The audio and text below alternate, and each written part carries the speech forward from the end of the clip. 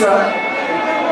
আজকে এই সভার সঞ্চালন আমাদের সকলের প্রিয় নেতা শ্রীরামপুরের নবরূপকার কল্যাণ বন্দ্যোপাধ্যায় মঞ্চে উপস্থিত আছেন, যার হাত ধরে রাজনৈতিক ময়দানে এসেছি আমাদের হাওড়া জেলার সকলের নেতা, আমাদের সকলের অভিভাবক সম্মানীয় অরুণ রায় উপস্থিত আছেন, আমাদের মুদানারায়ণপুরের বিধায়ক শ্রমিক বাজার থেকে শুরু করে আমার পাশেরই বিধানসভা বন্ধু দীর্ঘদিন একসাথে আমরা রাজনৈতিক ময়দানে লড়াই করছি।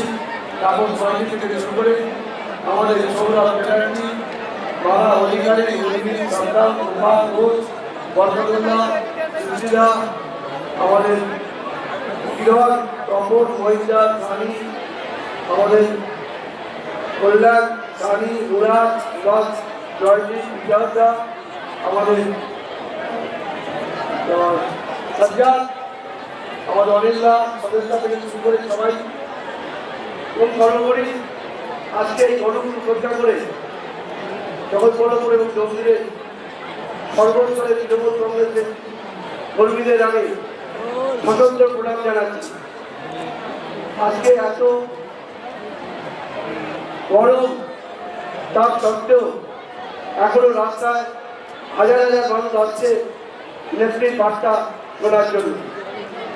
আমি শুধু এটুকুই বলবো, এই দলটা যে তৃণমূল কংগ্রেস 1998 সালে যেদিন দল তৈরি হয়েছিল সেদিন আমি ভাবিনি জগৎবল্লভপুর বিধানসভায় আমি কন্টেস্টিং ক্যান্ডিডেট 2026-এ হব।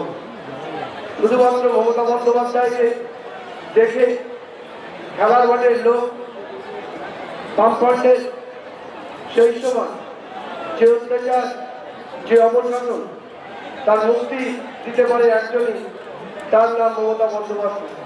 সেই দিনে মমতা বন্দ্যোপাধ্যায় নেতৃত্বে সামিল হয়ে আমি আমার একটা গ্রাম থেকে, আমি প্রথমে গ্রাম পঞ্চায়েত, তারপরে পঞ্চায়েত সমিতি, তারপরে আজকের দিনে আমি বিধানসভার ক্যান্ডিডেট হয়েছি।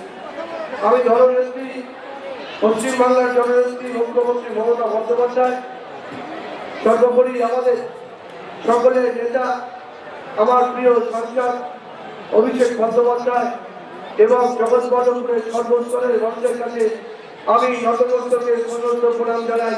জগৎবল্লভপুরের মানুষের সেবা করে দেওয়ার জন্য আমরা মাঠ আমাদের তৈরি। 29 তারিখ খেলা হবে তো?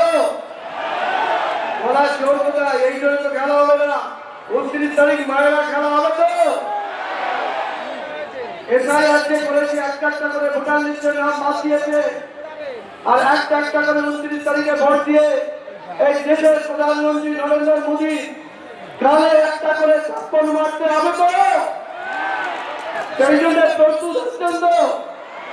চলুন সবাই মিলে ঐক্যবদ্ধ ভাবে বাংলার পাওনার টাকা বাংলাকে যেভাবে বলছে না, বাংলার মুখ্যমন্ত্রীকে যেভাবে অসভ্যতামি গালি গালার থেকে শুরু করে সব রকম নোংরামি তারা শুরু করেছে, তার বিরুদ্ধে জগৎবল্লভপুর জঙ্গিদের সমস্ত মানুষ একত্রিত হতে হবে।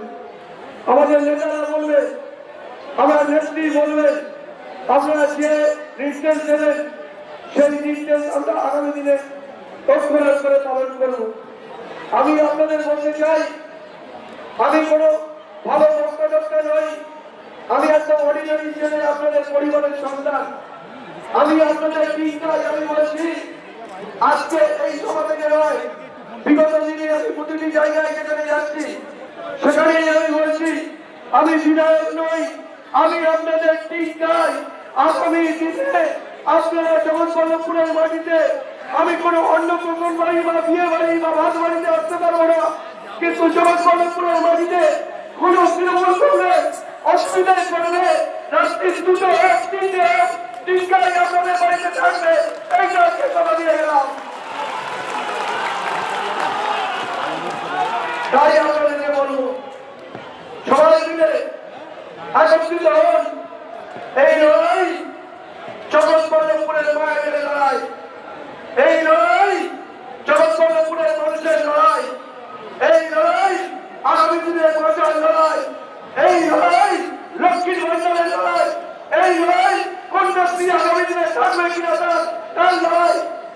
লড়াইয়ের মায়েরা স্বতঃস্ফূর্তভাবে যোগদান করুন।